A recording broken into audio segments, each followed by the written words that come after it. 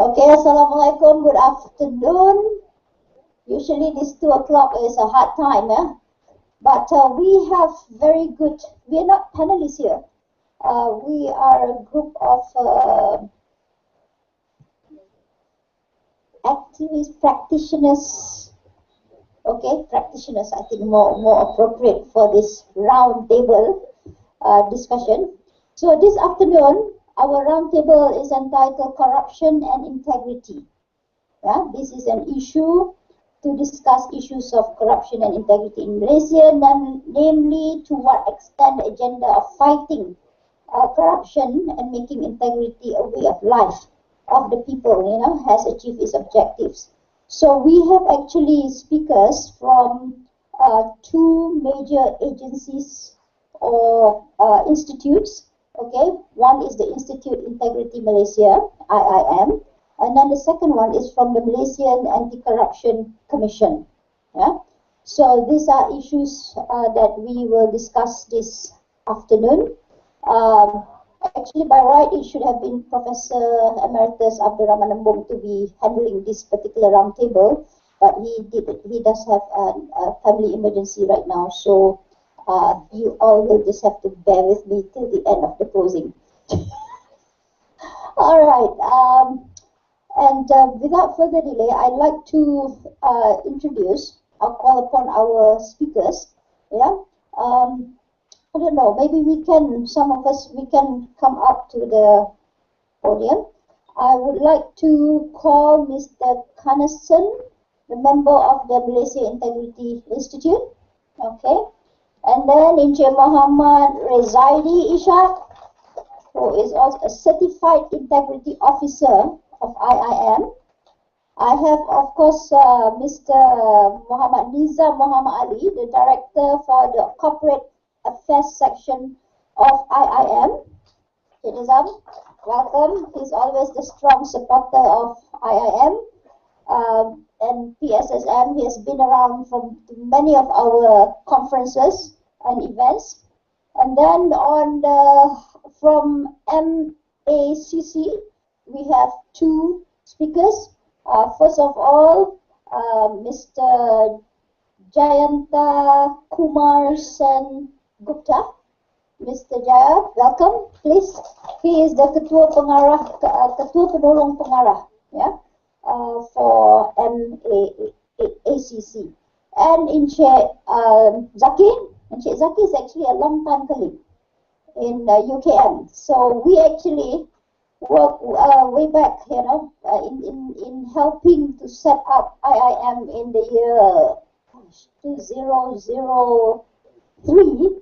Okay, so we're looking at about 10 years. So Encik Zaki, please take the seat. Okay. So the way we're going to do this is to give our gentlemen here, I'm hanging out with 5 of them around here, to give the gentlemen here about 10 minutes each for you to highlight certain points on the issue of corruption and integrity, yeah, and then we will pretty much open it up for discussion. We do have until 4 o'clock today with the roundtable. So I think we'll start with Mr. Gadenson to open the roundtable discussion. Okay, all right, sure.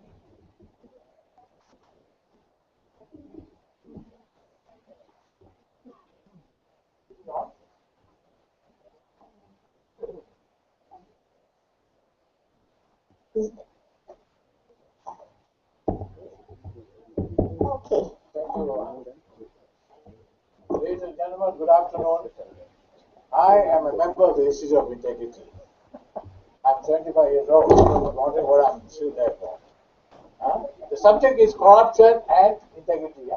Let's have fun now. I mean, it's a very serious topic. If we talk in real serious terms, you go to sleep. Let's have fun. Corruption and integrity. Both don't go together. Because the first thing you want to know, if there is corruption, there's no integrity. And if there's integrity, there's no corruption. We agree or not? And I'd like to bring it live. It's not a dead subject. when I joined the institute, when I was asked to join, invited to join, after 30 over years in auditing, one of the things I learned when I attend meetings is, where does integrity begin? How does it begin? What is integrity? And they told, we are Asians, as if we are separate from other kinds of people. They always claim exclusivity, And we say, our mothers and fathers told us what is right and wrong. So what is there to learn about integrity?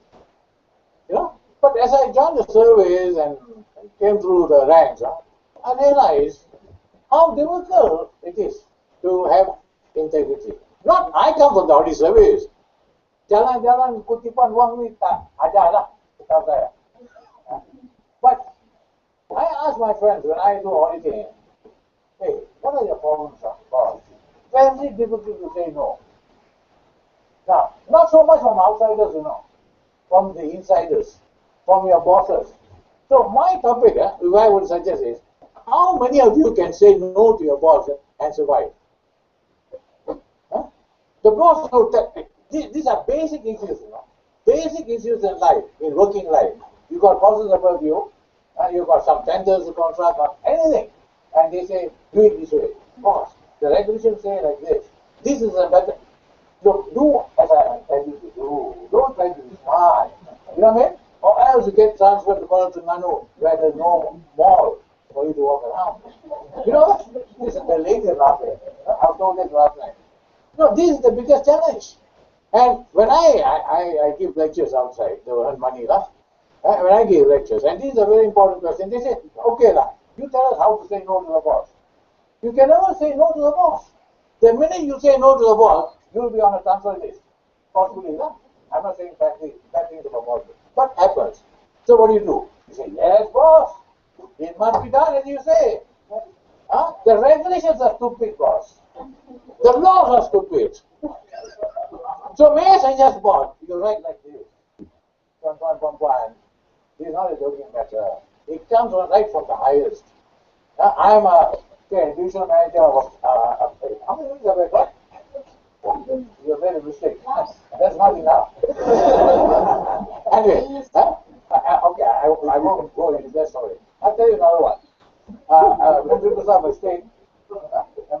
a state has just said, I've not read the papers the last 2 days, has said, I'm in trouble because of integrity. Hey, take a moment to think through what you have said. I am in trouble because of integrity. What does he mean? He reflects very badly on us all, that because he has got integrity, he has got to lose his position. Is that what we come to in Malaysia? A person who has got integrity has got to lose his position. Before this, he became a prime. I didn't say who, I didn't say which state, Don't take me. People flaming. Videotaping, very dangerous nowadays. Before this statement he made, it was said that he had integrity and that's why he was chosen as Menteri Besar. Now he says, because of my integrity, I have to leave. Hey, it's very serious. That sort of sums up the type of problems they are having. Now, in Singapore, there's a shop called Kedai Kopi Integrity. One of the achievements of the Institute of Integrity, because this topic talks about that. At the most we have done is talk about integrity, day and night integrity. So much so, one of my relatives from Singapore rang up, Uncle, there's a Kedai Kopi Integrity. What do you mean? Yeah. So I took a ride one day. And a small, Kedai Kopi, kecil. And I wanted to ask, and then I asked, what do you mean by Kedai Kopi Integrity?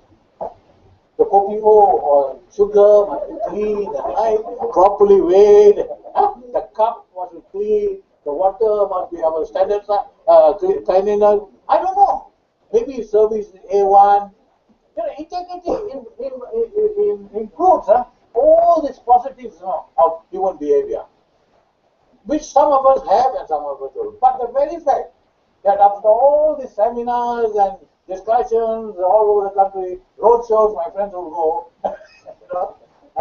they have talked about these idea of integrity to a copy level. But that's only if you're Buddha. He must come to Putrajaya. He must come to Kuala Lumpur. You know?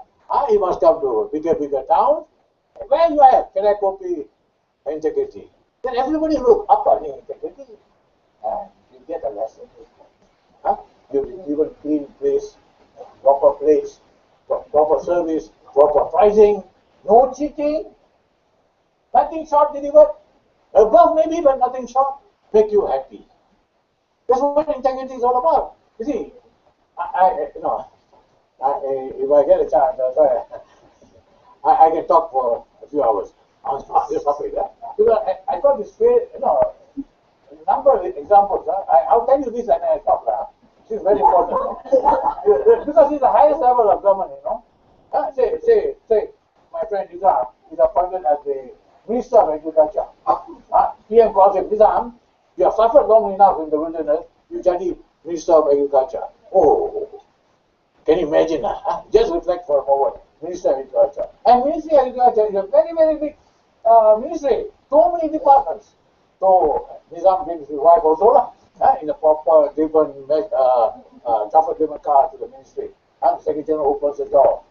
So Nizam walks out with his wife, and all the heads of departments are there. Practically all the senior people are lining up. They go to a conference room. Nice carpet, nice chair, curtains all. Then when Nizam sits, his wife knocks him like that. Wives are famous for that. That's not ni curtain semua ni kotor. Bang. Nampak ni carpet pun tak. No. Nizam is paying attention to what the heads of departments are telling him and briefing him. So, so the minute the briefing is over, he calls the Secretary General and says, Dato, the carpet all looks dirty. Actually, the carpet was changed 2 months ago when the Agong came out. But this is the first request of the minister. What does Secretary General do? Hey, my stories are 90% true, 10% add-on, So don't go on. So minister asking her, so what can the Secretary General say? And tell that only the Agong came 2 months ago. Yang Boma, dirty lah. Ini curtain pun tak apa. Yalah, kena change. And this table also, change. End of the day, the Secretary General, the minister, new minister, first day in office, tells the Secretary General, and Dato, my wife, the interior decorator, very good. Good lah. She can do it for us. Wait, that's only part of the story, 1 month later, the wife goes to town, buys, gets her, and produces an invoice for $90,000. Take the carpet, take this carpet. Then what happened? The minister comes and gives the Secretary General the invoice. The Secretary General looks at it and gives it to the head of finance. The head of finance looks at it and says, my God, we are in trouble. The Prime Minister issued a circular 5-6 years ago that when there is a ministerial change, the expenses on remodeling the office should not exceed $10,000.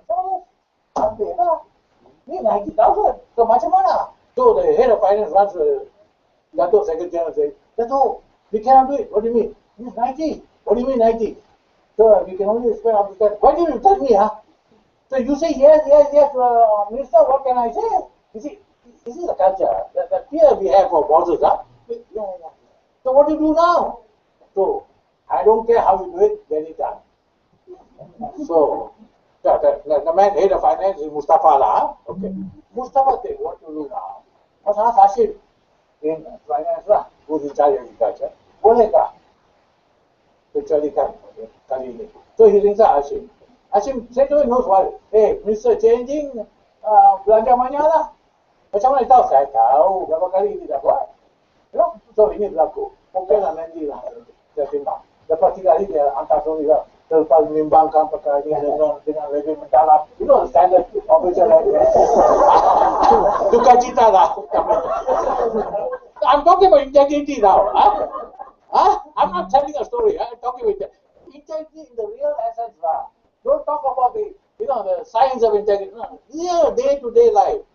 So Hashim sends to Mustafa doesn't know what to do. he goes to see Dato' KSU and then Dato' problem. But tiap tahun you hantar dia durian, itu saja. Durian apa? Ini pun tak guna lah. You people don't listen. What? How to tell the minister? How to tell the minister that it's not possible? Can I do that? Now, how many of you, we take a census here. How many of you say the KSU, means Secretary General, so, what do you call, what did I say? How many of you say the, how many, what do I say? No, how many of you say they told the minister, no, wait, that's another one. It's coming to another part of the story. It's the age problem now. Hello, laugh a bit. The advantages, So wait, so they had a meeting and then they drafted a beautiful letter. They told the minister, you only get 1 month. You must tell the minister what are the good things you have done. Bubble. So they wrote in gold paper, gold prints, very nicely done. The last paragraph had this paragraph. Dan sudah umatnya lah, saya minta kelulusan yang berhormat Menteri, yang amat berhormat Menteri, bahawa saya dapat belanja sebanyak 90 ribu ringgit untuk sesuaikan bilik saya. So they gave it to the minister lah. The minister very happy. They came to Roundtable. Now, how many of you say he signed the letter? How many of you think he signed the letter? How many of you think he didn't sign the letter? Okay, first one. How many of you think he signed the letter? It's a simple one. Put up your hands high. The one for afternoon. How many signed? And how many are the rest? He didn't sign that. He didn't sign. Why? He's fighting on this boss. You know what I mean? He can't. Yeah? So, and the minister told the Secretary General, so I've now answered the question, how do you say no more? You never say no. Go through the process, go through the regulations, and bring up a situation where the man who asked you to do something will withdraw the request. That's what integrity is all about now. Surviving in this today's world. So, not time about. So anyway, thank you for listening to me. Integrity is a very serious issue. My colleagues, I only get involved once in a while when they call me. But they remember me now. So I get a chance. And in audit, I've learned lots of cases, instances where people, basically honest people, very basically honest people, who wouldn't knowingly do anything wrong, are forced or put in circumstances when they have got to do things. And that's where the integrity question comes up. The former Chief Secretary, in one instance, when the research told me, hey, auditor, the challenge is to be able to withstand public scrutiny. You as an auditor, you always say you must see compliance, everything compliant. No, that's not the issue. You do what you are supposed to do as a manager. If you're going to break the rules, also break, get it done. But do the job as a manager. But be prepared to stand for public scrutiny. And for that, you must record your decisions. I mean, this is what integrity is about. You record your decision making. What went through your mind? What was the process that you followed? If you do these basic things, there are many more. But time, I'll stop here. Okay. Thank you very much. Okay, thank you very much, Mr. Commissioner, for starting the conversation for this afternoon. He talked about how to say no to the boss, and it's not how do you say, but how do you do it. There is a process here depending on the culture. Okay, so we move on to our second speaker, Encik Muhammad Rezaidi Ishak, who is a Certified Integrity Officer of IIM. Encik Rezaidi, the floor is yours now. So that was the sound just now. Okay. Thank you, Prof. Alhamdulillah, actually, a few of you all inside the room is actually with our guru. We in IIM still in the learning process. Even though we are 10 years, but we still learning about integrity.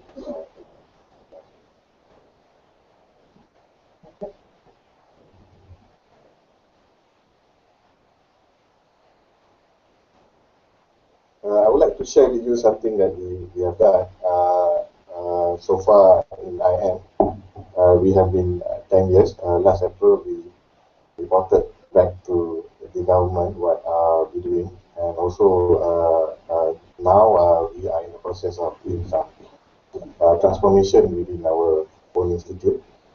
This is what the team look like. We have the 5 components to do. Something that we come today for this seminar is something that we can learn a lot. But basically, is most of it related to us. We talk about corruption. We talk about service delivery efficiencies. We talk about good governance, corporate responsibility. And then we don't miss out the family, institution, community engagement, and last about social well-being. These are all what we learn here in seminars. Also, we do in our institute actually. So basically, we are targeting all these 5 areas. That is private sectors, political sectors, NGOs, religious group, media, women, youth, and students. Basically, beside all these public sectors focus, we also look into this area actually. So because we want to make sure that we have a target on the Vision 2020, so how we want to develop this country. Okay, so this is what our main objective. I think we give you some of the information in the CD. You get all the publication of our IIM. But we are still doing. So I just want to share you what we have done. This is to show you the progress, the pin trend. So far, within 2000, we start 2007, but we officially run this survey. We work with Department of Statistics. Okay, this is some of the initiative. We go into 5 initiatives. That is corruption, quality for public service, business ethics, CSR, family institution, quality of life.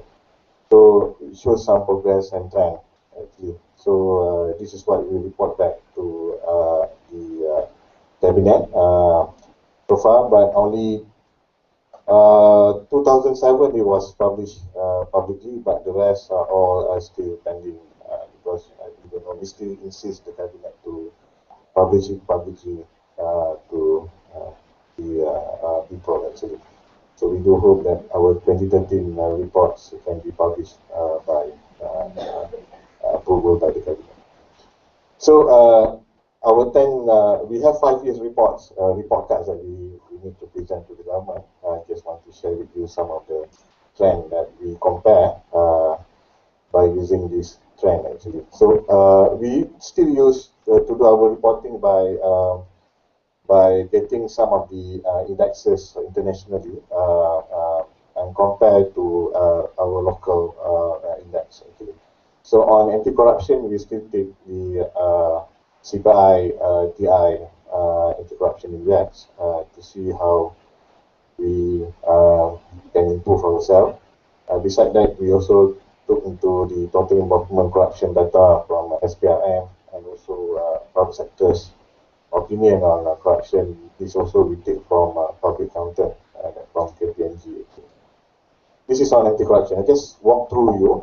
Maybe after the Q&A, you can, my director also would like to share with you because I just want to share you this, and then after that, I just want to share you what is the certified integrity officers all about and why government needs to do that. What I mean is that position or introducing this new concept.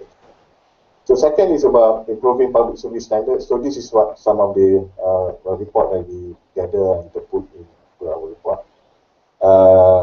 I think this is a total public service, bureau service report and accountability report for national audits, and also MSCC reports and also disciplinary report from.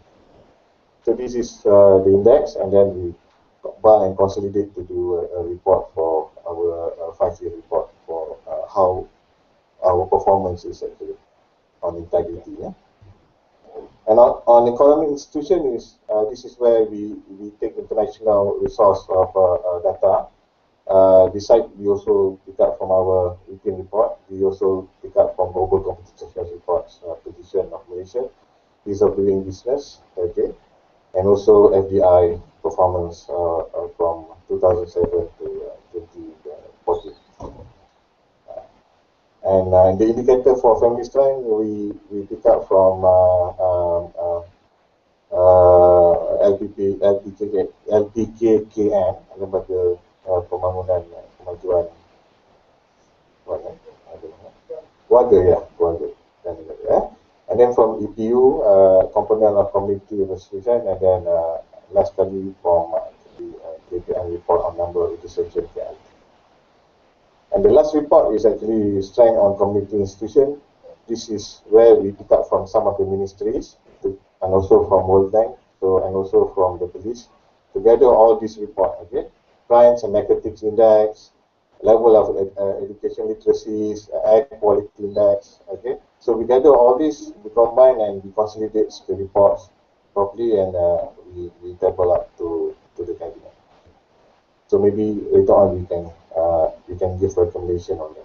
So in the end, what we put back to the proposal of recommending back to the government is actually the awareness and understanding and appreciation of a high integrity is necessary to ensure effective implementation of a program which to combat crime and corruption.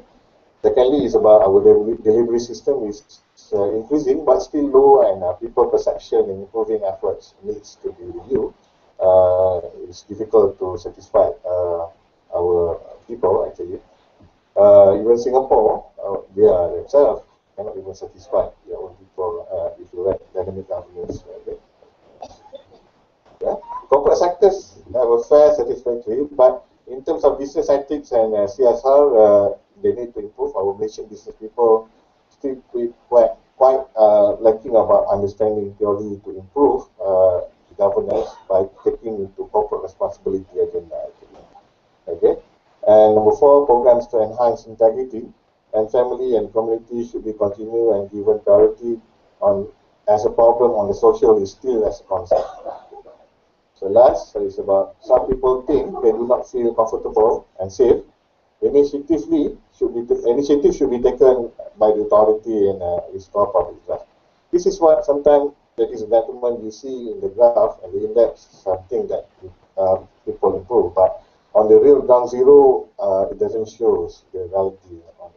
Okay? So this is where it's still things that we can debate and share something for the improvement of all that. So before this, I share with you what is this certified integrity officers. The government have implemented, I think, Prof. Rasila when we designed the team. So some of the metrics and indicators shows that we need to set up a certified integrity officer position. It's similar to US, you have certified ethics officer. So this initiative was taken up by the SPRM, IIM as part of the team to design the module. So it's also to educate some of the agencies about promoting corporate integrity in their agencies and organizations. And we structured it properly the moment they do their pledges to agree to share and also to build up a culture of integrity within their corporation. So they need to go through some process of setting up the unit higher up than the governance or even risk management unit or even the audit unit to set properly the direction of the organization. So this guy, which they call themselves a certified integrity officer, must be the one who be the change agent, the guys who do the transformation process of the organization.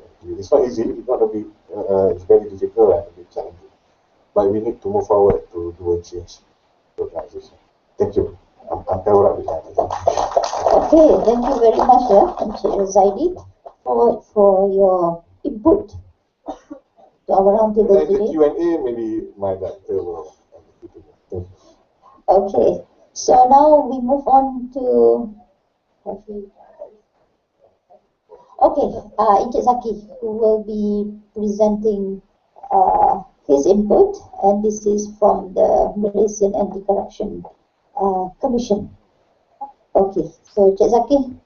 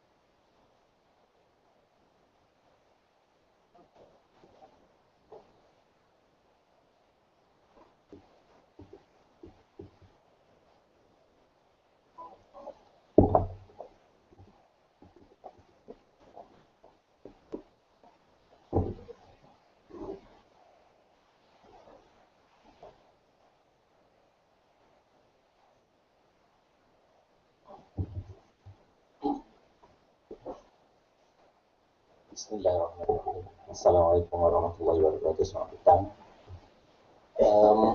It's been a while that I spent in front academics, all academicians, especially attending conference like this. Okay, our task, Zaki, together with me is Jayanta. What we like to present you is about the MACC today and what you can expect in the future. There have been a lots of changes being made into MACC. Probably you have been, you heard or written anywhere that's so many things about the MACC, or formerly known as ACA or Badan Pencegahan Rasuah. Since inception 2009, we actually anxious, or the organization is actually anxious to do changes as a commissions that to fit in, whereby the main agenda is about the public expectation. And a lot of stories since the inception of 2009 until now, expectation and negative perception about MACC itself. But no doubt about that, since the past 2.5 years ago, MACCs have made a lot of changes, especially after the Royal Commissions, whereby we have made it's about almost 95% that have been suggested by the Royal Commissions, changes into the operation, into the how we conduct activities, as well as to perform better in terms of prevention and education. And MACC is not all about enforcement. It also have a big role in prevention, and also have a bigger or larger role in terms of educate society. And therefore, under new leaderships or leadership wheels stone from tops, we have made quite a numbers of changes, and my colleague will present the latest indicators or the latest performance that we have made, especially in meeting into the international standard. Okay, as we know, after the inception of MACC as a commission, one of the major changes that we made is to create a check and balance. Five panels have been created, and these panels have a bigger role, known as a Lembaga Penasihat Pencegahan Rasuah, As also we have a parliamentarian, jawatan kuasa khas mengenai rasuah, and also there's another panel about the operation, and it's a panel penilaian operasi. Apart from that is jawatan kuasa aduan, any cases, any grouses, anything that can be submitted or to support jawatan kuasa aduan. And lastly is a panel perundingan and pencegahan rasuah. This check and balance panel is actually similar that ICAC Hong Kong, but in the ICAC Hong Kong they have only 3 panels, okay? And with 5 panel to overseas in terms of operation of SPRM. And what to transform for the past 2.5 years, what we've done is about the operation. It covers about the process, procedures, techniques, facilities, equipment, expertise, and legal reforms. And a lot of changes have been made under the operation, and a lot of procedures have been introduced. And it's actually we have some short videos to show is about the transformation that have been made. Can we can show just half of the video. Yeah.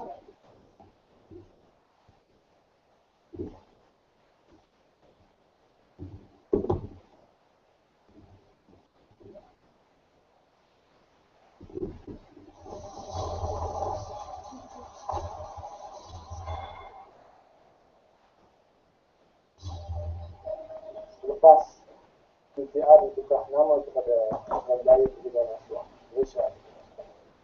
Berbagai usaha telah diusahakan oleh KPP ini untuk meningkatkan keberkesanan SPRM dalam menjalankan tugas. Malah perubahan-perubahan persekitaran, perubahan-perubahan di kehendak masyarakat, perubahan-perubahan dalam kerajaan, iaitu apabila kerajaan memperkenalkan program transformasi negara, SPRM bersama-sama dengan kerajaan membina atau merangkul perubahan atau langkah-langkah transformasi yang lebih penyakit dan berkesan.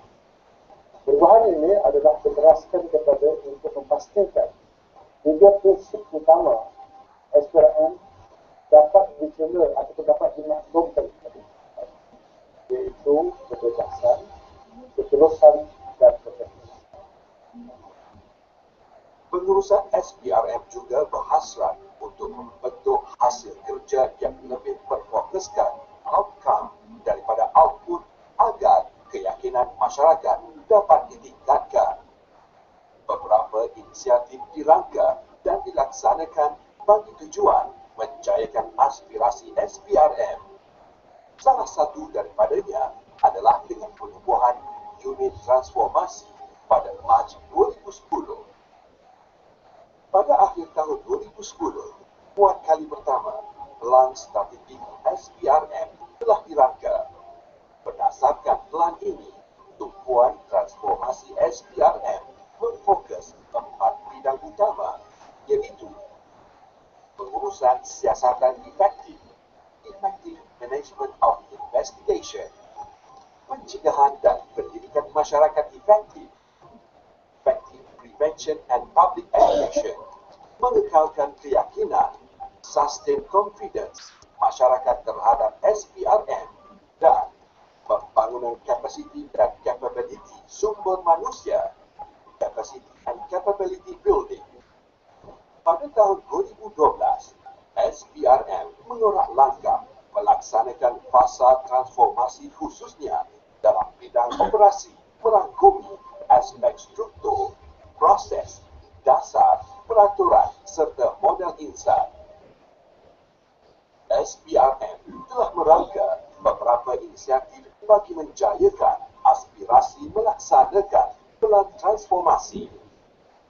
Unit transformasi diberi mandat untuk mengkaji, menyelidik dan membentuk pelan strategi berkaitan organisasi, struktur, proses, sumber manusia dan budaya kerja SPRM.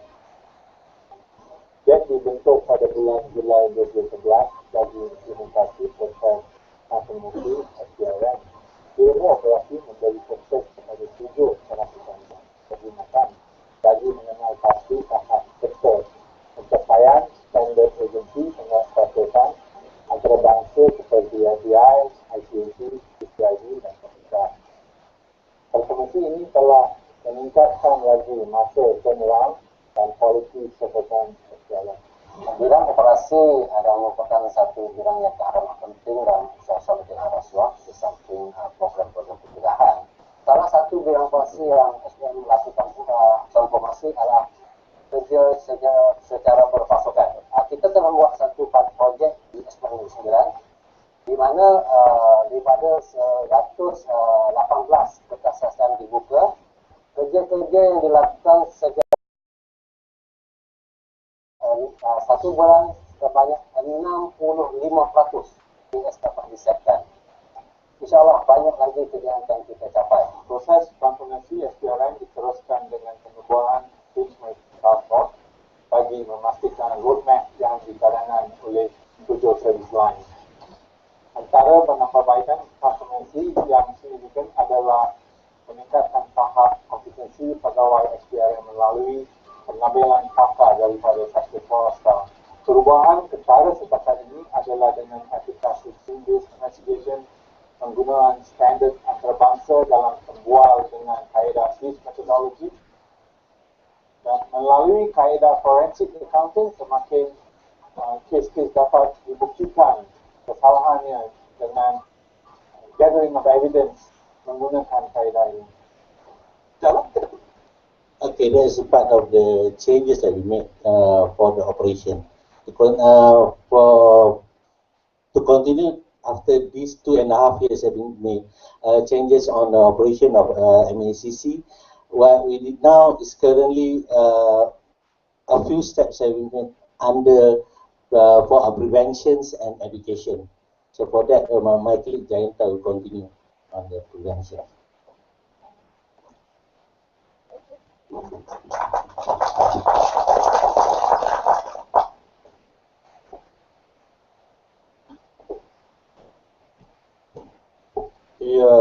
Good afternoon. Well, you have just sort of seen a video clip that explains basically the operation change. Now, transform, as you would have seen in the first slide, what we have mentioned is MACC transforms. We are not saying MACC has transformed, but we are in the process of transforming. And the reasons of this step, is partly mainly because of there's a huge public expectation, as well as what Zaki has mentioned. Basically, it also came with leadership will. The will of the top management to say that the MECC needs to change. It needs to move away from its old ways and move into something that is moving with the present. And when we talk about moving with the present, we can't just talk about being domestic, but we also have to look about international, because when we talk about corruption today, it's an international concern, a concern that a concern that everyone, no matter where you go to, is worried and talks about it every day. Even recently, you would have seen what he called the new Prime Minister of India. He has also brought up what he called his initiative to bring down corruption right from the top. So this concern is a world concern, and due to that, the other reason and the other aspect, of course, is greater outreach and collaboration. Now we find that in today's world we can't work together. We have to work in collaboration, and we have to form strategic alliances with many people, with many communities, with many groups, with many experts. Like one of the things in operations that has taken place is in the way we do things, in the way we investigate. Previously, only MECC officers or ACA officers would sit down and go through an investigation. But today we have collaboration and what we call is team-based investigation, where we involve institutions like Bank Negara, we involve the police, we involve what do you call the income tax department, and so on and so forth. And also private agencies, for example, consultants, accounting consultants, big, one of the big fours, KPMG, has been sort of assisting us in many of the cases which involve financial trail, money trail. So when it comes to money trail and when it comes to the anti-money laundering and anti-terrorism act, then we sought their assistance and their collaboration. Now this is where the whole thing comes, and right from the operation and the transformation that is taking place in the MACC now is a total transformation. Right from not only in the sense of how we investigate or how we go about strategizing in reaching out to various societies in educating the public in terms of the ills of corruption and so on and so forth, but also in terms of the processes, the policies, the way we do things. For example, previously, any enforcement agency, the word interrogation is like part of their blood. But today, the MACC, we don't use the word interrogation anymore. The word that term does not exist. And what we have is what we call the interview. We interview our suspects, and that we have an SOP. We have a standard operating procedure and a policy whereby no more, previously you probably, you would commonly hear of suspects or witnesses, being sort of harassed.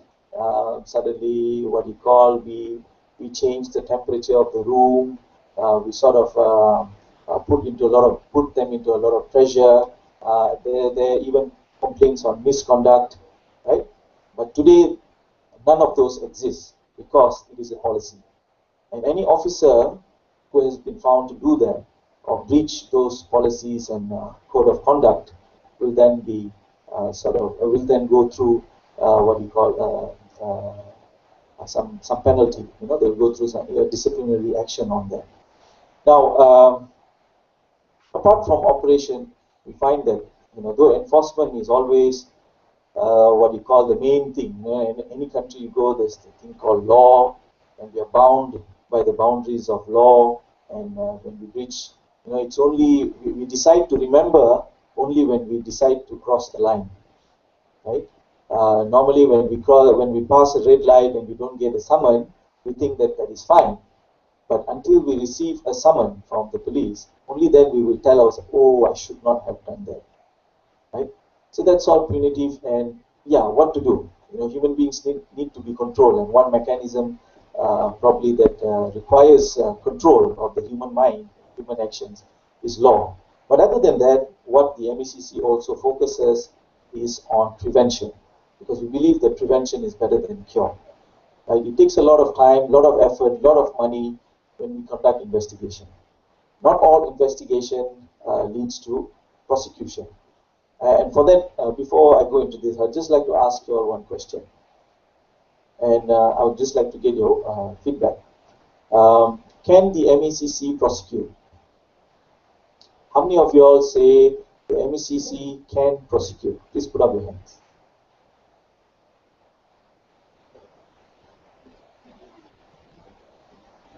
How many of you all say the MACC cannot prosecute? Put up your hands. And the rest of you all don't know. That's a big concern. And that is what happens, right? There are many people out there, the general public, and more so, even lawmakers in our country, that do not even understand the basic fundamental jurisdiction of the MACC. The MACC is an enforcement body. It only investigates. It does not have the power to prosecute. The power to prosecute lies in the hands of the Attorney General's chambers.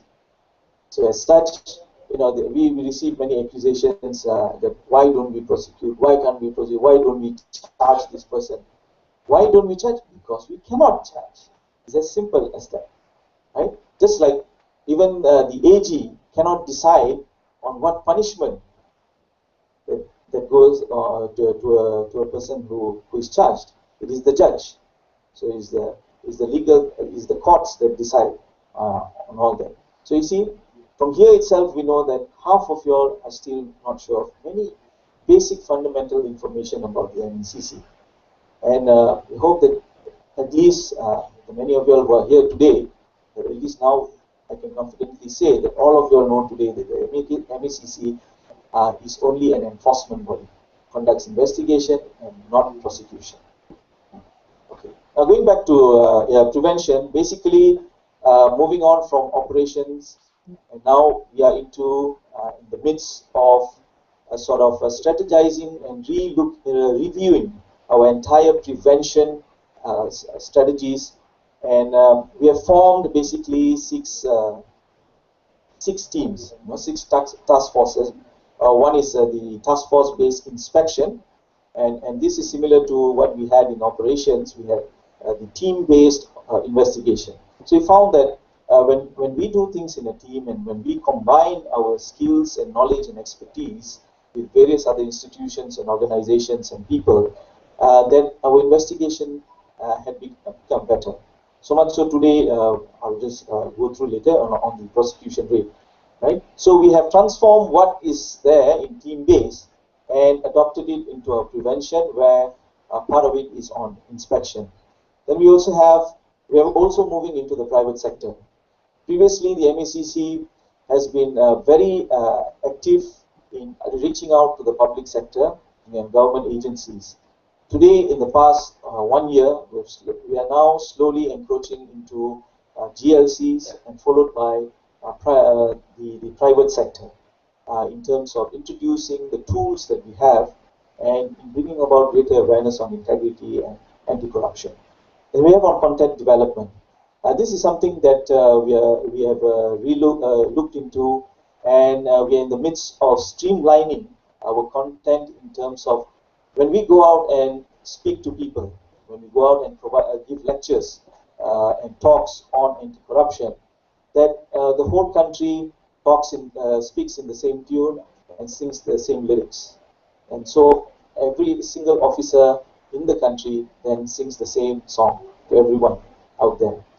That is what is going on now. Political engagement, civil society engagement, and media and communication. Now these three has been very much, I would say, we were media shy, we were political shy, we were shy, we stayed away from civil society. Because these three, the politicians, civil society, and the media, are very, very, very strong. Not only they are strong, they are also extremely aggressive. And as much as when you face such barrage, that you suddenly decide, okay, never mind, it's okay. You stay in your world, we will stay in our world. But we found that is not going to help us. That is not going to help the overall cause, the anti-corruption cause. And today, we have greater political engagement, where we have already we sort of engaged with both divides, the opposition as well as the ruling party. Because in corruption, everybody is affected. Nobody is left out.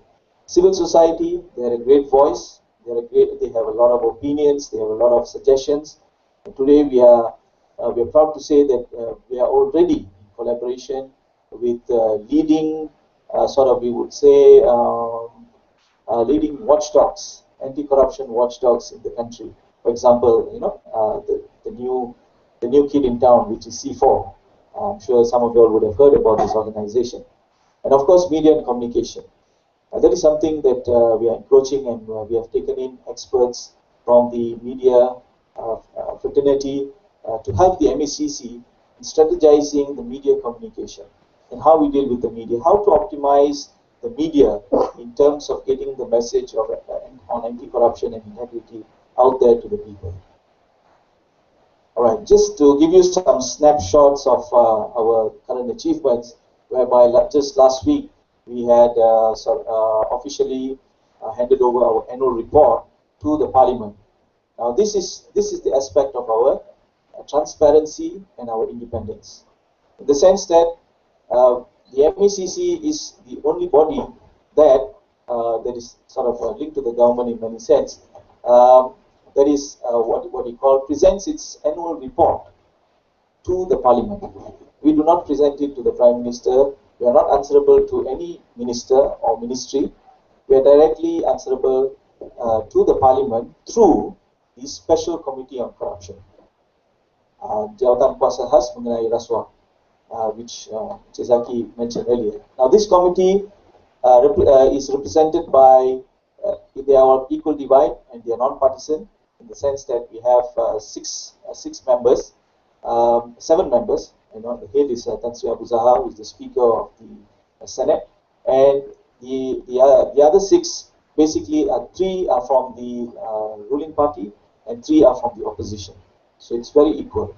Now they sit down and discuss, and now probably they are deliberating on our annual report, and they would come out with comments, and then they would represent the MACC in terms of handing over the annual report to the Parliament head, basically, who is the Prime Minister, and then it will be deliberated in the Parliament. So that's how our reporting system is, the transparency of our reporting system. And after that, of course, the annual report is available to members of the public, whereby you go into our website, you have access to it. Right? So basically, in 2013, some very significant things that has happened. Our conviction rate has had risen from 72% in 2012. Today, our conviction rate stands at 84%, which is much higher than the international standard. And also 82% of cases are solved in the same year. That's because today it's because of the expertise we have and also the strategies that we have employed, and the fact that there are special courts on corruption, special sessions court on corruption. Right? With the existence of this court, cases are deliberated and settled much faster at a greater speed. Right? And in terms of contribution to the nation, we have managed to sort of recoup in terms of finances and what you call confiscation and so on, with RM 49 million. Now this RM 49 million basically goes back into the government kitty, which can be used for development of Malaysia in total.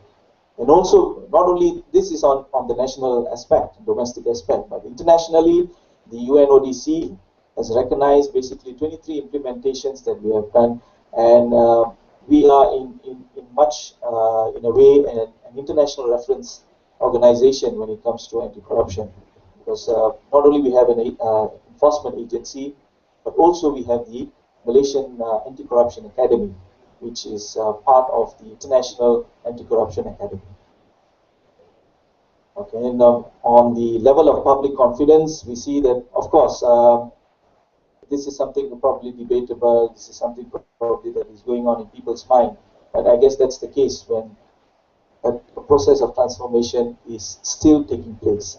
And we hope that as the theme of the conference is on 2020 and beyond, that we see that what is happening today will take us through beyond and even improve all of these figures that we just see here.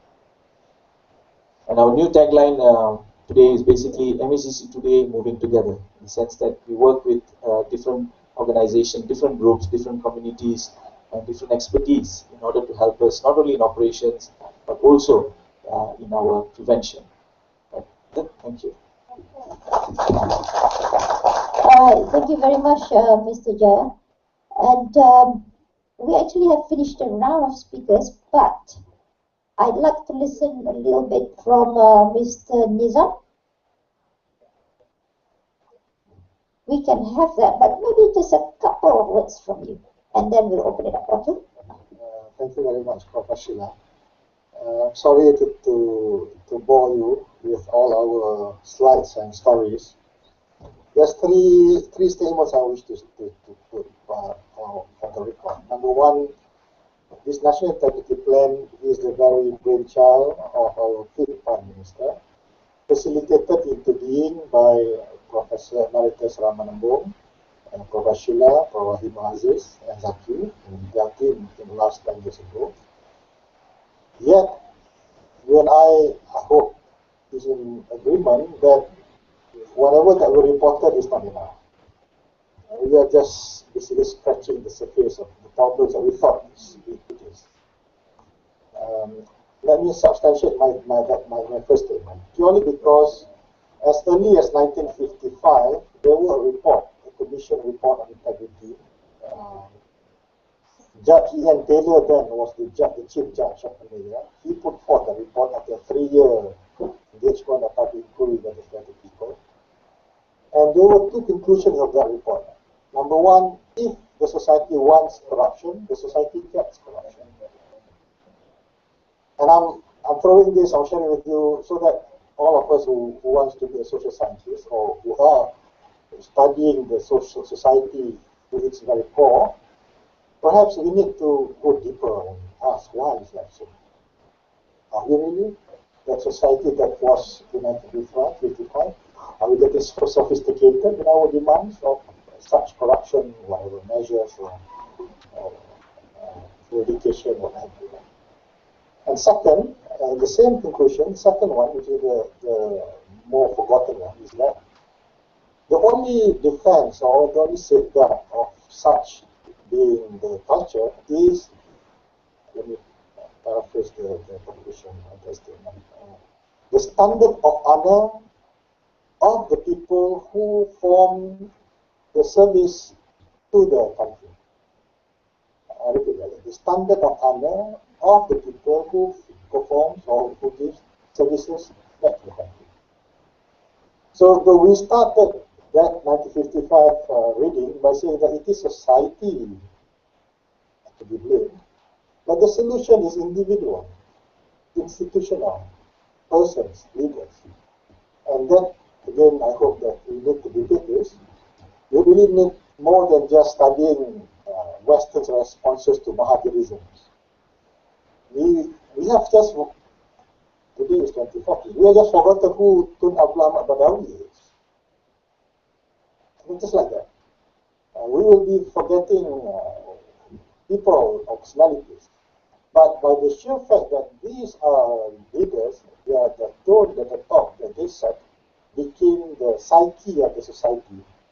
And then sometimes, without screening, became the belief system of the people, like the individual, what more the younger generation.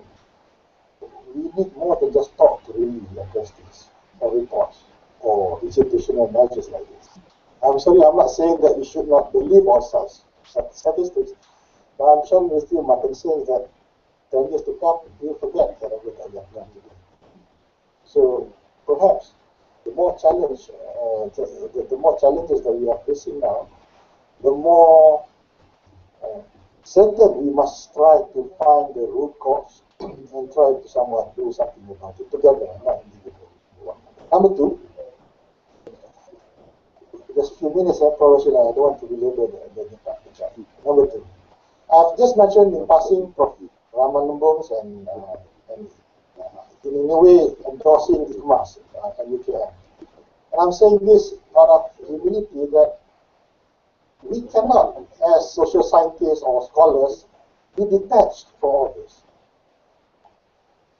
What I'm saying is, we put, of course, words on paper, but these words that we put forth will be the referred wisdom of the people of the future. And that's the angst of us, of you and I, people who try to understand things. University supposedly is the citadel, is the bastion, is the reservoir of wisdom. But university, not necessarily in these boundaries of our lands, globally is already under attack by so much, how should I put it politely, so much, you know what I'm saying, we have been discussing about this the past 2 days, that it is now a culture of distrust to the very people or institution that is supposed to be the bridge to the future, the bridge builder to the future. In a way, if we cannot trust this culture of distrust, if we cannot trust our mothers and fathers, who else can we trust? Our being. And I'm trying to aggregate this. Next week, or rather last week, we have started the flag waving kind of ceremonial thing. Next week, we'll be again pumping our chest and saying, oh, we are 57 years, we're supposed to mature. But you and I know that we are like, how should I put it again politely? Children, trying to get who gets the better candy and who gets more, who gets best. that kind of thing. And if it is only you and I who doesn't have any name or positions or trust by the institution that we are leading, it's okay. But we are now even seeing people who are given the votes and the so-called honor to be the leaders themselves are behaving like the children that we are seeing. Your July 4th press statement from PSSM, who reads it? Seriously. It is in the social media, yes, but your concerns, if it is not shared by the public, it's just yours. Just like Mr. P. Connison, who is now 75 years of age, his concerns of integrity is not just his, but who wants to share that? That's my point. So my second statement is simply, if 1955 report were the testimony that we were once a country that yet to be independent, but still failed in our own makeup, 57 years after, we are still talking and trying to do something about something which is supposed to be resolved in the first place. So, and in a way, I'm saying that all of us, we must be the solution provider, and if not the bridge builder to this kind of problem. Thirdly, again, and I'm suggesting this. The third statement, Professor Sheila, perhaps you may want to take it up for your own exco discussion or for the resolution of this seminar or this gathering of August months. Let me be clear. I have the luxury of being a student to the late Jeremy Pope, the first founding managing director of Transparency International. I now still have the privilege having Prof. Rashida, Prof. Rahman, Prof. Rahima, Zaki to be within us. I had the acquaintance with Professors Johann Graf Lambsdorff, your University of Passau economic chair, the one that supposedly gave birth to the very indices of corruption perceptions index. One night in his hotel room, had that inspiration. Tomorrow morning, he went to Peter Eigen, then the chair of Transparency International. They met together with Patrick Dalton, the technical director, Tunku Aziz, was the vice chairman, Michael Hirschman were there. So everybody says, okay, this is good. Then they went to town and then blasted CPI, Corruption Perceptions Index, to the ecosystem of the globe, and then suddenly everybody, World Bank, United Nations, developed countries, developing ones, are all now somewhat set at that CPI rocket and say, now corruption is a concern.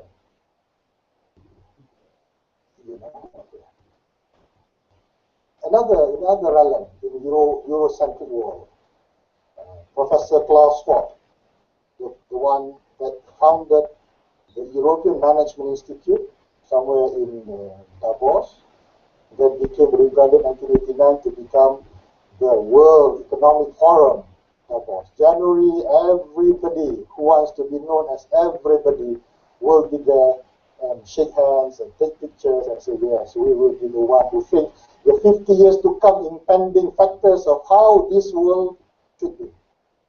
Yeah. And they then release every January without fail the global risk report and what have you. I'm suggesting to you, ladies and gentlemen, your very august minds and resolves within this PSSM initiated MSC, the 9th series.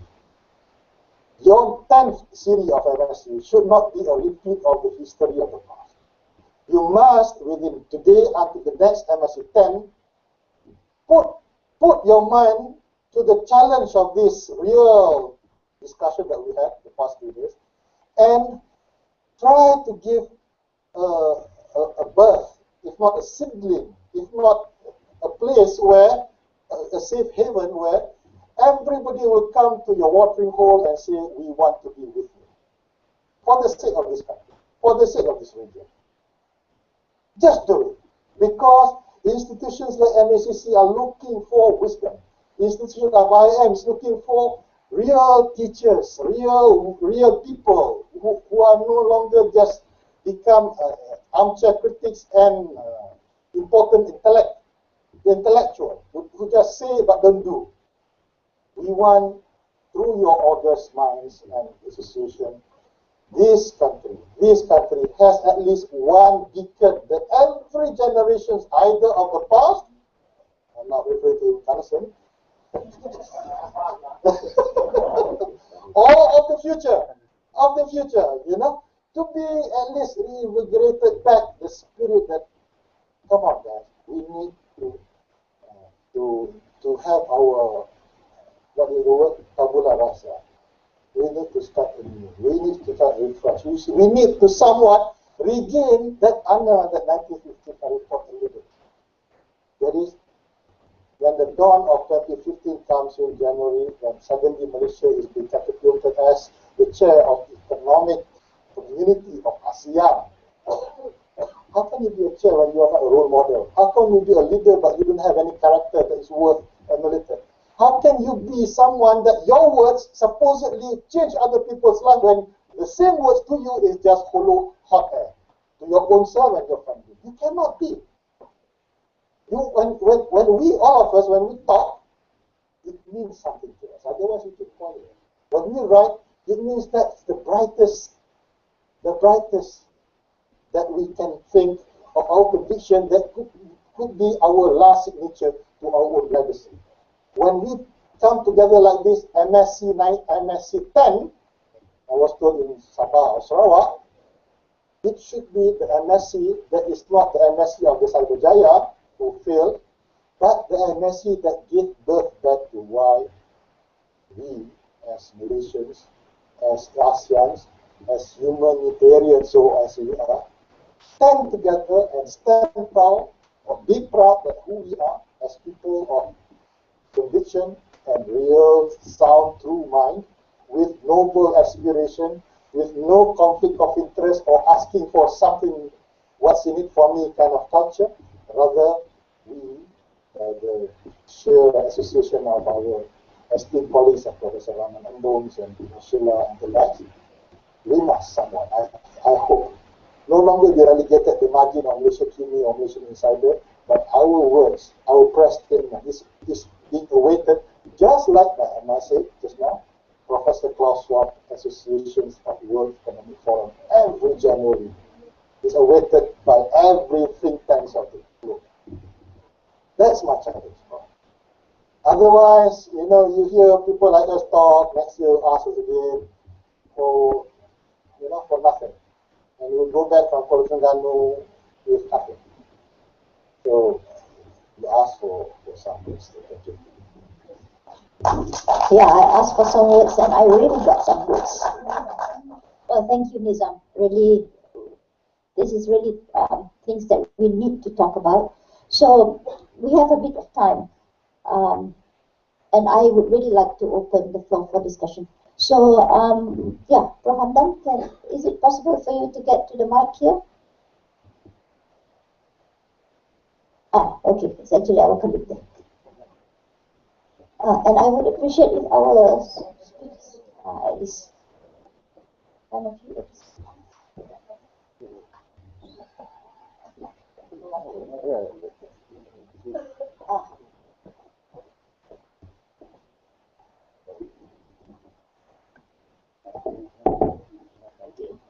Thank you very much, Mr. Pengurusi. Thank you very much, for giving the time to chance to ask a very blunt question. So, I just heard from Cik Nizam, who challenged us to be mindful and but I also have a very blunt question. It's about perception. I think my position, although I'm just a little blind bloke, but I think I represent the public opinion as well. But my question is very simple. Okay, first to SPRM, Suruhan Raya Kerja Rasuah, Malaysia, something like. Why?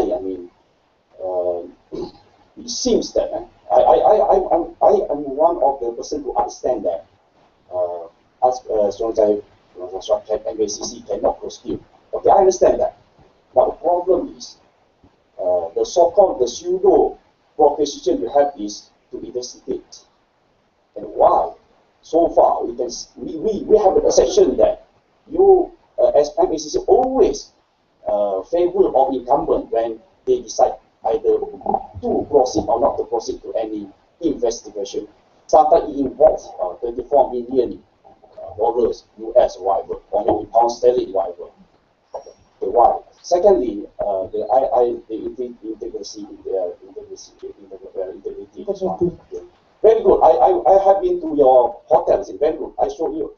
There is a side of integrity. But the problem is, sometimes the IIM also always focus on the grassroots personally. Why? I mean, we never heard about the IIM issued a statement against towards the elite or whatever. Thank you very much.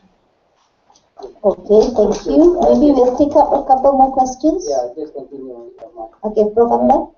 Yeah, it's interesting to note that what is meant by integrity, but you like to know also what is meant by academic integrity. See, we are standing here as academic. You look at the hall, less than half. I, from my institution, we paid for the fees. We give you official leave. We are there. So, if the teachers, there's a Malay proverb, I will translate to English. If the teacher urinates standing, the student will urinate running. So how are we to produce so-called integrity among just academicians itself, not to talk about the lay people. And I even told that Prime Minister, if you want to teach integrity, you teach it right from the birth, from the womb to the tomb. You cannot teach all these professors here or lecturers here or students of the universities integrity because they have learned a lot of bad habits. So your task is really more than claiming Mount Kinabalu. Since the next seminar MSc 10 will be in Kota Kinabalu. So I hope, your challenge, I hope those who are here, because I shouldn't be always in the problem like Sami Velu. Always quoting the fellows that attended his meetings, while half that has disappeared, is not being properly sorted for not being around. But those who were present get all his grant, his anger. So I'm not going to do that. But as I said, please tell us how, because it's not going to be easy. I would like to know whether MSc or Persatuan Science Social Malaysia would like to come up with, because you can do it for the country, but you should do for your colleague first or your members, so that one doesn't have a bad impression of academician in terms of what constitutes academic corruption. Because corruption is just not money. Okay, I think I wouldn't go going on. And also, there is a danger in telling the truth. I was not even given one day in IIM because I spoke the truth for 20-something years. Okay. All right, Prof. Thank you. And Dr. Lee. Yeah, I'm going to start with this question also springs from perception. Perception is big, I think, when it comes to issues of corruption. The perception is that the anti-corruption and prosecution seems to be biased toward the recipients of bribery. I think it can be supported by anecdotal evidence. I can recall news reports about public officials being prosecuted, even convicted. It's hard to recall when a bribe giver was prosecuted and convicted and made it to the news. And when I ask, when I bring up in my classes about bribery and corruption, the immediate thing that comes to their mind is, the government official who receives the bribe. I have to remind them that, oh, someone gave the bribe. What was that person, or did that constitute corruption? So it is perception. I think it may be supported by anecdotal evidence that there is this bias.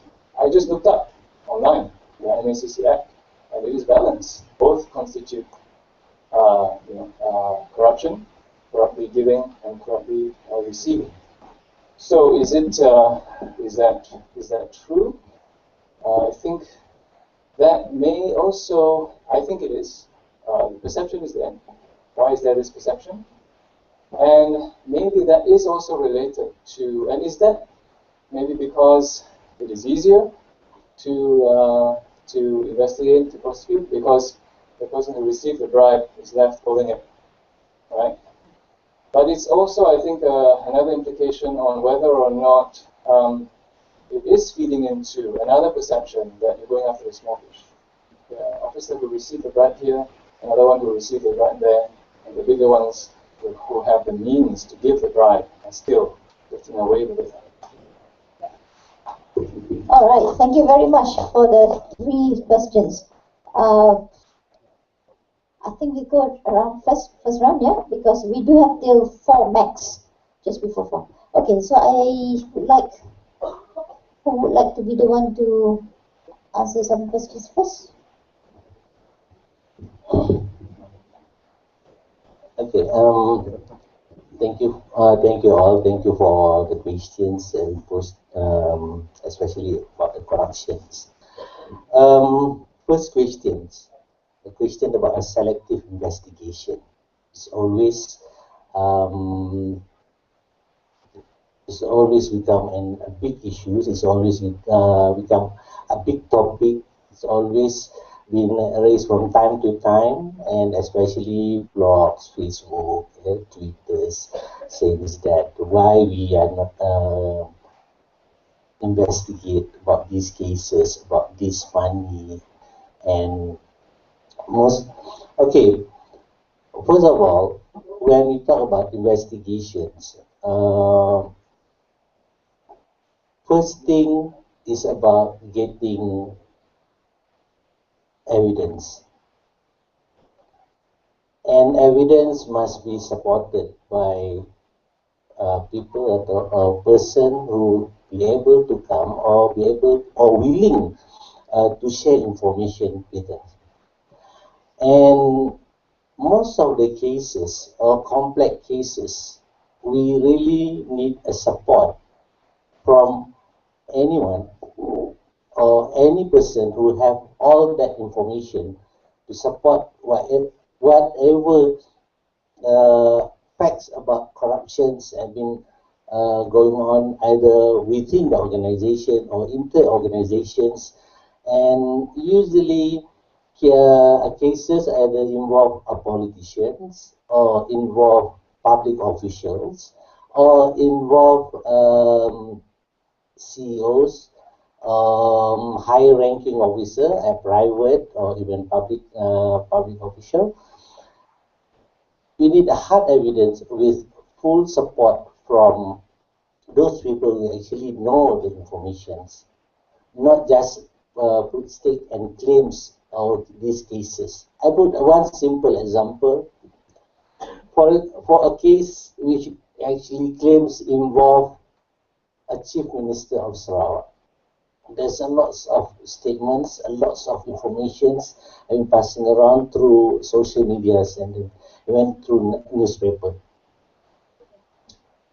One major obstacles in conducting this kind of investigation, we need fully support or full information, and as well as witness especially, will be able to come forward to show that the acts or the incidents of corruptions being committed. Okay, in the case of Chief Minister of Sarawak, his positions, we did conduct a thorough investigation. In fact, we have a task force, a special task force to investigate thoroughly, but unfortunately, there is no cases to be passed to the Attorney General chambers. Therefore, I would like to say that there is no such thing as selective investigation. Anyone can report, anyone can come forward. You can, and even now you'll be able to report via our portal. We have reporting system in our portal itself, and also you can report via SMS, even also through email. Okay? This is about the first question is about selective investigation and about the perceptions of corruption. Okay, perception of corruptions, it seems like bias to the those who receive, especially public servant. And how about the givers? Yes, it's true. Acts of MACC Act says that either you givers and receivers both are actually committed a crime. It's both ways. But the problems always crop up when givers is actually a plan to give or did give, and then report to enforcement agencies. And this is one many cases we already see. Until year 2012, there's a campaign against givers, and the fact that I cannot remember what is the numbers of cases, but after 2012, there's quite a numbers of cases where we go against the givers. Okay. So it's actually for MACC, there is no what we call a small fish and a big fish. Okay.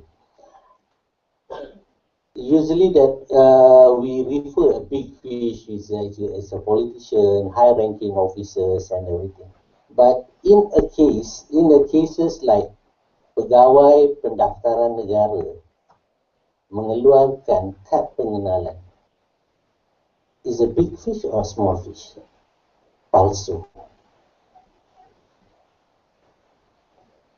Maybe he's only an ordinary officer, but the thing or the crime that he committed for a payment of 1,000 or 2,000 ringgit by issuing a my card to individual who actually is not a warga negara, is even bigger than the big fish that we always talk. Cases like this, there's quite a numbers of cases, and also cases like illegal immigrant coming to Malaysia. There's quite a numbers of illegal. So is it a big fish or small fish? Those have been committed by officers or enforcement officers who actually work at the post sempadan with only 500, 1,000 ringgit. So what is the effect to the country? So there is no such thing for MACC to differentiate between big fish or small fish. Even a small fish, ikan bilis sedap digoreng. Okay, so that's my response. Thank you. Thank you. I couldn't give you a direct answer because I'm looking for the same set of answers that you're asking for too. But allow me perhaps some comments to submit to your considerations. Number one, I imagine in passing the name of Allah. For whatever it's worth, he at least has bring about this sensitization on the need to have integrity in our life as a normal ordinary citizen or in our professions. Yet he is not given the trust to continue to lead us. But that doesn't mean that we cannot do within our own selves. So that's number one. Number two, I read Professor Alanta's works on sociology for corruption, just as any one of you are. Yeah? And he alluded to this conclusion by saying in his study of Malaysia, Indonesia, and Philippines society, that is, these problems of corruption does not rest within the normal people, rather at the august chambers of the houses that pass the laws, the legislative chambers. And that's where laws, good or bad, were passed, and these lawmakers know the loopholes within the laws that they passed, and they take advantage of such.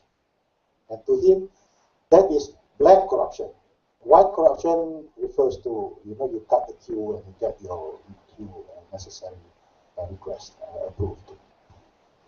Hence, to my mind, we must, just as this session is meant to be institutional, to my mind, regardless where we are, we must safeguard our institution from any threats within or from external. We must. Once we retire, it doesn't mean that our moral authority is no longer needed. As teachers, as anyone who are in academia, we know that we are in this profession not because of the money, not because of the popularity, not because we want to warm the chairs that we are given. Rather, because we have something that we believe in, that we pay our life to gain, to be meaningful, at least to us, to chew bit by bit, and to pass it on. Hence, the real question to my mind is the question of knowledge. I am a student of Prof. Alata's younger brother, Syed Nakib Alatas. And in the words of Prof. Syed Nakib Alatas, when I asked him the very day I reported for duty, 23rd of October 2004 in IIM, I crossed over during lunch to his house, and I asked him this question: Sir, Prof, would you mind define for me what integrity is? And he took a while, looked at me, and said, yes, Nizam, thank you for that question. As to those of you who know him, he never take any question lightly. Sometimes questions like this people dismiss as if, you don't know what I know, kind of thing, right? But my teacher from Alatas will always try to be true to his knowledge, and he answered me that very day. He says, to the best of my knowledge, in the heritage of Islam, integrity is the very word of sadiq, sadaqah. That is, being true and honest to yourself. Not becoming, being true. Be, just like Shakespeare's word.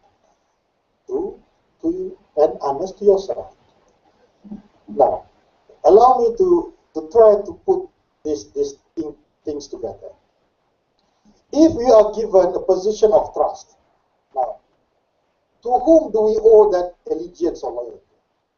To the knowledge that resides within us and to be true to it, or to the paraphernalia or the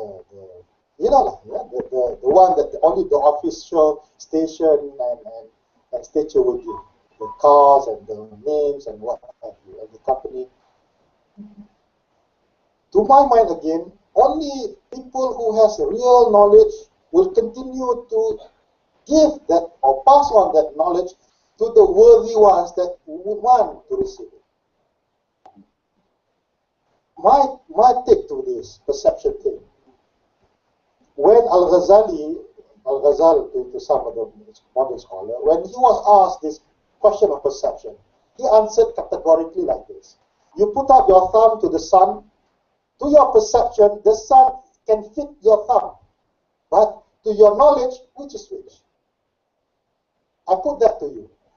If we, as a serving scholar in any given realm, we are given either in the academic or in the formal institution or even the normal lives that we are, to which our perception that we want to pass on. Anecdotes can be passed on or even documented or published as real knowledge. But you and I know, no, it's not that. Definitions are not just simple statements. It has its own etymology of the words. It has its own epistemology of the meaning of it. It has its context.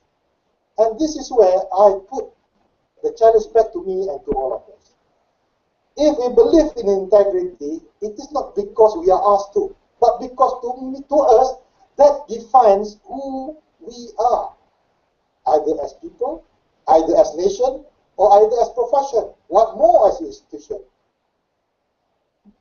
Last, if I may, when people say you, then how should I put it? Yeah? Just like when we have marriages, it's not meant to be just you and you and you. It always starts with I. It always starts with the very fact that we are the fair maiden's hand to be truly ours, to behold, cherish, and honor till death part us.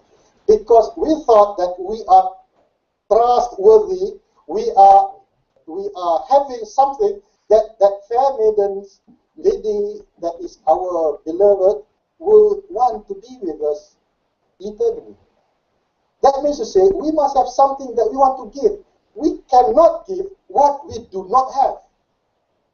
Problem is, people in the social space, they don't have anything but just rumor mongering and half-baked truth, or just anecdotes that they didn't even experience it, yet they pass it on as if that's what it is supposed to be. I'm challenging us, let's be quiet, let's dig deep into our own reservoir of real knowledge that we are seeking, and once we get the answers, make sure those answers, we define our lives and our being to it first. Then, whomever we touch will be our disciple, will be our people, will be our students. And you can imagine how beautiful lives are when students and teachers live in harmony, in unison, pertaining to the knowledge that both are upholding. The hardest and the blackest nightmare for a teacher is when they have something but there's nobody to be talked to. When you have ideas or we have knowledge, we are not allowed to put pen to paper and pass it on, because we know that is immortality. We are not. So, in a way, I'm not saying anything about the statistics. All these records, all these slides, the thing is, it is not the messenger that is more important than the message. The messenger, the leader, whomever that say, I will, or whatever, my institution. Sometimes people say, I'm no longer, I retired already. We brought to you a testimony, Mr. P. Carneson. Of course, this is personal. Because when Pala started this whole idea, he put to IIM and said, I want you to refer to my good friend, Mr. P. Carneson, who is his buddy in DM High School, because he has the experience. I want you to continue. And 10 years later, through him, we go back to Pala recently, together with Prof. Rahman and Prof. Rahima, and told Pala to his face, sir, sorry, but we are lucky. Sir, whatever you have said that we are giving this report back to you, we still have a lot to do. Yeah. So my point, ladies and gentlemen, I do not know whether there are points within what my sharing. My point simply is this: we must start with it. And you cannot, how should I put it, when your heart beats with this passion of knowledge that you only know you have, it's just like bees to honey, or fireflies to the black bulbs. People will just come to you. The point is, we must be true to what we have and see it as such. We should not sugarcoat it. We should not just, for the fact of we want to get this JUSA C and JUSA B and JUSA A, or this directorship or this what have you, will how should I put it, will not say it as it is. And again, I appeal to your consideration. PSSM, for all its worth, you may not have your Academy of Social Science, because it's already one Academy of Science.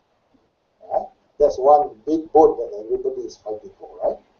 But that doesn't mean that we cannot be, again, the guardian or the beacon, at least for those who have the intellect to be with us.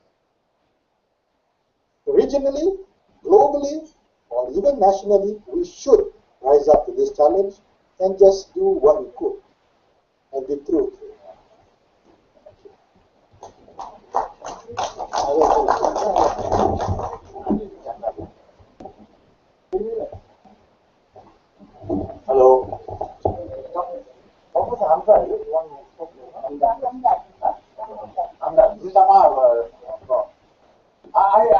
cry with you. Because whenever I do the seminars, government sponsors seminars, the time will be 8:30 or 9. Do you know what time the participants will come in? 9:15, 9:30. Why are you late? I didn't know where the place was. I lost my way. Can you imagine? Just 2 months ago, 1/6, the Chief Minister asked us to participate. And the day before, he gave a very expensive dinner at a very big hotel. And they were not small boys. They are directors of companies. And we were serious, my friend and I, we were serious. And the topic was fraud indicators in procurement. Companies, the major business is procurement. That's where you make money. So we are telling them, these are the indicators. When you see these indicators, watch out for problems. So we thought that we all were interested. The seminar was supposed to start at 9. The next morning, one by one, we slowly walking. 9:30, only 20 of the 45 were there. So we couldn't wait, we started. And of the 5 or 10 in front, they were not listening to us. They had their phone, telling SOS, what do we call it? Now, if you're a speaker, now tell me, you are a teacher. Now, if you're a speaker, and you come with the, will and energy to come and spread the little knowledge you have, how do you feel? How do you feel? I have lost my temper many times. Not only here, I give lectures to directors of companies, There's, I thank the government for that. There's a silly rule. All directors of companies must go through certain learning hours. And because of that, a lot of people look for me to talk on certain topics. I was able to earn some money, honest money. And what do you have? Directors of companies, they'll just register and they'll go off. 4:30 they'll come, they want a certificate. Now what are you talking about? A subject's integrity? Subject's integrity? None. No, ladies and gentlemen, you are in a university. I feel like crying with you because the problem is there, it's real. Now, I was very impressed with the presentation made by our colleagues from MACC. Now, the other day, one chap who attended one seminar asked me, put up his feeble hand and said, why is that the audit report for so many years has been repeating the same thing again and again and again? Why is there no improvement? Can you all work it out? Why? The minute the audit report comes, you find the government coming out with statements, People will be investigated, all the cases will be referred to the police, to ACCA. Now, when you talk about media corporation, I beg of you all, I know some of the problems you are saying. Can you all come out with a report, just on the audit report alone? How many of that were valid? How many had substance? And why you couldn't proceed? You know why? Every time I go for a seminar, they ask me this question because of my history with the audit department. I wrote all the reports before. They ask me, why is that the same thing to get repeated again and again? Of course, if I may, I'll take this opportunity. 1 minute only. Yeah, this is important. There are case studies. How to look at an auditor, how to report, act on an audit report, how you should benefit from an auditor's report. These are the positive elements. When you get an audit report, the first thing is very negative. To deny everything, or to reply, the auditor might have written 30 pages. You reply, segala tindakan yang perlu akan diambil telah. Cukup. And the auditor, and the reply goes, and the chap, if he is not an alert auditor, you say reply zip and file it.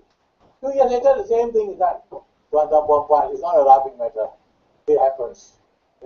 So, for what it is worth, my friend said I'm the past. So, I hope not. Give me some time. Thank you very much. Thank you. Okay, thank you very much. I wish I could open it further, but I do have to close this session. But we still have tea after the final concluding session, so we will. You can continue the conversation during tea time. Yeah, after this. So let's give a round of applause to all of our speakers. And we do thank you for being here because this issue is really important. And we would like to have further cooperation here with both agencies. because you have been with us from the very beginning, and we hope to continue with the different cooperation. But we need to discuss it in another place. But whatever the message that has been given, and also Nizam, you spoke to me like about just 3 days ago or so. Yeah, we have a lot of things to talk about. Okay, and with that, I would like to pass it over to Melati. Thank you so much, Prof. So I would like to invite, please don't leave, we have a little token of appreciation. So I would like to invite our President, Prof. Rashila, to just present a token of appreciation to our panelists. So perhaps first we could invite our all panelists, panelists from IIM. Yeah, Anjali.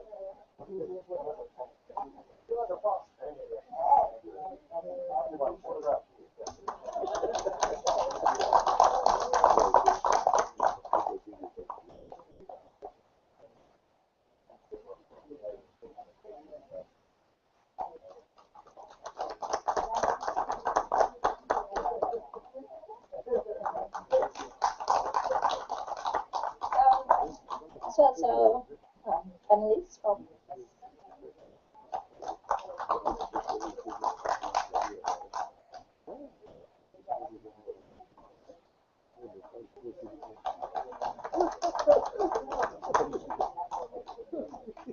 Thank you, Prof.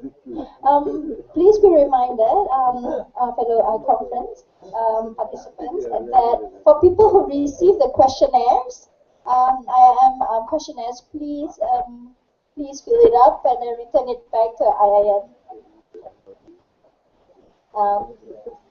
So just please return it back to IIM representative, and the CDs you can actually keep it. Okay, so we'll have a quick short stretching of 5 minutes before we have our little closing ceremony. So please stay tuned. Thank you.